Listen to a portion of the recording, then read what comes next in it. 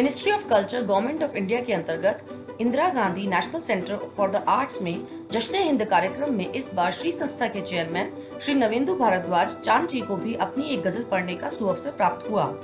21 से 23 फरवरी तक चले इस जश्न हिंद कार्यक्रम में 70 से अधिक कार्यक्रम हुए, जिसमें देश भर से आए हुए लगभग 400 कलाकारों ने अपनी प्रस्तुति दी। पिछले कुछ वर्षों में जश्न हिंद कार्यक्रम साहित्य की दुनिया में बहुत बड़ा मुकाम हासिल कर चुका है। इस बार पंडित बिरजू महाराज, श्री अशोक चक्रधर जी, श्रीमती गीता चंद्रन, उस्ताद अहमद हुसैन व मोहम्मद हुसैन, साबरी ब्रदर्स, कवित्री श्रीमती ममता किरण जी आदि देश की जानी मानी हस्तियों ने इस कार्यक्रम में शिरकत की। इनके अतिरिक्त सुप्रसिद्ध साहित्यकार श्री लक्ष्मी शंकर वाजपेयी जी ने काव्य की 25 विधाओं में काव्य पाठ करके सभी का मन मोह लिया। अपने जमाने के मशहूर फिल्मी कलाकार राजा बुंदेला जी और सदाबहार पिनाज मसानी जी व देश के विख्यात कवि व निर्देशक डॉक्टर अशोक मधुप जी भी कार्यक्रम के आकर्षण केंद्र रहे। प्रस्तुत है नवेंदु जी की इस कार्यक्रम में पढ़ी गई गजल। अब इतना हबीब हो जाने के बाद जिसके ना जीना नसीब हो, न अगर अता की अब कोई इतना हबीब हो जाने के बाद जिसके ना जीना नसीब हो, वो मेरा हम नफस था, वो मेरा हम नफस था, वो जाने कहाँ गया। दो अब ये बद्दुआ कि न कोई करीब हो, दो अब ये बद्दुआ कि न कोई करीब हो। और दूसरे की मुझे अब एक तेरा ही सहारा लग रहा है बस, मुझे अब एक तेरा ही सहारा लग रहा है बस, मुझे अब एक तेरा ही सहारा लग रहा है बस। खुदा को हर जगह देखा, खुदा बसता है मुझ में अब, खुदा को हर जगह देखा, खुदा बसता है मुझ में अब। और तुम्हें भी ना मिले कोई, तुम्हें भी ना मिले कोई, मेरे ही साथ आ जाना।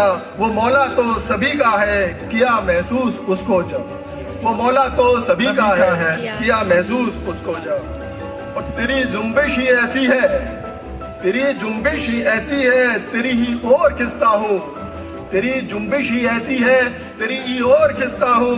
तू ही रक्षक, तू ही तारक, तू ही मौला बचा है अब, तू ही रक्षक, तू ही तारक, तू ही मौला बचा है अब। और कहे वो राम, ये हिंदू मुस्लिम सब चलता है, बट शक्ति एक ही हम सभी जानते हैं कि कहे वो राम वो अल्लाह, कहे वो राम वो अल्लाह, गुरु वो बोले वो जीसस, कहे वो राम वो अल्लाह, गुरु वो बोले वो जीसस। सभी ताकत उसी की है, उसी से पल रहा है जग, सभी ताकत उसी की है, उसी से पल रहा है।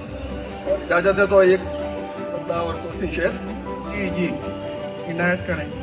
बात खुद पर पड़ी, कुछ थोड़ा माहौल चेंज कर रहा हूँ, ईश्वर से उतर के अब जमाने पे आ रहा हूँ कि बात खुद पर पड़ी तो अब समझे, बात खुद पर पड़ी वो आप समझे, बात खुद पर पड़ी तो अब समझे, वरना समझा रहे थे तुम कब से। दूसरों को समझाना बड़ा आसान होता है। जी जी जी जी कि बात खुद पर पड़ी तो अब समझे, वरना समझा रहे थे तुम कब से। और अगला शेर देखेंगे जी कि इश्क पर यूं तो कोई जोर नहीं, इश्क पर यूं तो कोई जोर नहीं जी, है ये मुश्किल कज़ा रहो बच के, है ये मुश्किल कज़ा रहो। भाई अच्छा मशवरा है, मैं आप खुद पे भी आजमाएं। खुद पे 20 साल पहले लाइसेंस जब तो जुड़ा है तो अभी कुछ बात नहीं है। और आज के हालात में कि है खुदा वक्त लग रहा मुश्किल, है खुदा वक्त लग रहा मुश्किल, तेरा इंसान कर रहा सजदे। मतलब पे भगवान याद आता है सबको कि ये खुदा वक्त लगा रहा मुश्किल, तेरा इंसान कर रहा सजदे।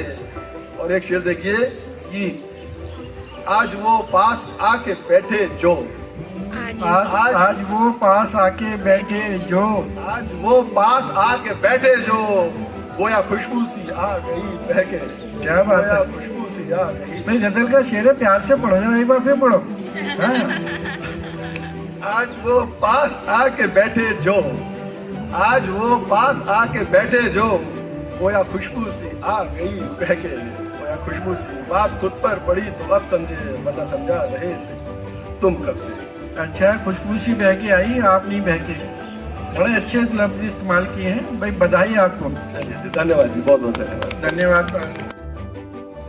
यूं तो सभी कार्यक्रम बहुत ही सराहनीय रहे, लेकिन एक से बढ़कर एक प्रस्तुतियों में देश के एक गुमनाम लेकिन बड़े शायर इलियास अली रामायण वाले जी की रामायण पर हिंदी उर्दू में तर्जुमा के विषय पर डॉक्टर खालिद अलवी जी और प्रताप सोमवंशी जी के साथ बहुत ही बेहतरीन परिचर्चा हुई। प्रस्तुत है जिसके कुछ अंश। ट्रांसलेशन उर्दू और पर्शियन में है। इसमें हमारे जो सबसे बड़े शायर थे यानी इस सेंचुरी 20वीं सदी के अल्लामा इकबाल ने गायत्री मंत्र का ट्रांसलेशन किया और उन्होंने इतनी बारीकी से उसका तर्जुमा किया कि उसमें उन्होंने लिखा है कि उसमें साथ जब वो पब्लिश हुआ तो एक नोट लिखा था। उन्होंने कहा कि इसमें जो तत्सवितुर शब्द आया है ये अनट्रांसलेटेबल है, इसे दुनिया की किसी भाषा में ट्रांसलेट नहीं किया जा सकता, मगर मैंने बहुत कोशिश करके इसका ट्रांसलेशन नूर अज़ली कर दिया है। और इलियास साहब का तर्जुमा जब हमने सुना तो इतना सहज और इतना अच्छा लगा, तो हमें लगा कि ये उसकी रूह तक पहुंच गए हैं। क्योंकि बहुत सारे तर्जुमे ऐसे हैं, आपने भी पढ़े होंगे, कि उसमें तर्जुमा तो कर दिया गया, अनुवाद कर दिया गया, लेकिन वो रामायण की रूह तक नहीं पहुंचे, सिर्फ ऐसा लगता है कि उसे तर्जुमा कर दिया गया है।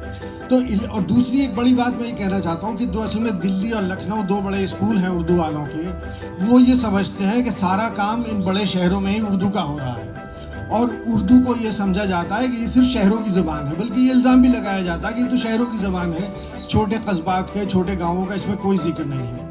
लेकिन हकीकत ये है कि चंद बड़े शोहरा को छोड़कर सारे उर्दू के शायर छोटे शहरों से आए हैं। और आप सरजमी पे राम का अवतार ना होता, अवध की सरजमी पे राम का अवतार ना होता, तो ऋषियों का भी अशरों से कभी उद्धार ना होता। अगर केवट न धोता जाके उनके पाए नाजुक को, अगर केवट न धोता जाके उनके पाए नाजुक को, तो केवट का भी भंवर से बेड़ा पार ना होता। और देखिए, सुकूनो चैन का दुनिया को वो पैगाम देते थे, वो अपने हाथ से हर तृष्णा लब को जाम देते थे। सुकूनो चैन का दुनिया को वो पैगाम देते थे, वो अपने हाथ से हर तृष्णा लब को जाम देते थे। और बताऊं क्या तुम्हें दोस्तों क्या राम देते थे, बताऊं क्या तुम्हें दोस्तों क्या राम देते थे, जहां में दर्द के मारों को वो आराम देते थे। समाज फरमाए कि मैंने रेता और ज्वाइंट किया है, इस पे एक IAS ने मुझे वो भी दिया था प्रशस्ति पत्र। दिया गज को सहारा जल में जब उसने पुकारा था, दिया गज को सहारा जल में जब उसने पुकारा था, सिला जो बन गई गौतम की नारी उसको तारा था।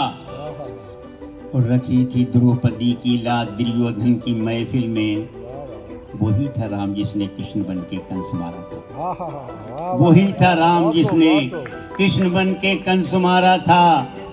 ये मंदिर और मस्जिद ना तुम्हारे काम आएंगे, ये मंदिर और मस्जिद ना तुम्हारे काम आएंगे, करोगे कत्ल सर पे खून के इल्जाम आएंगे।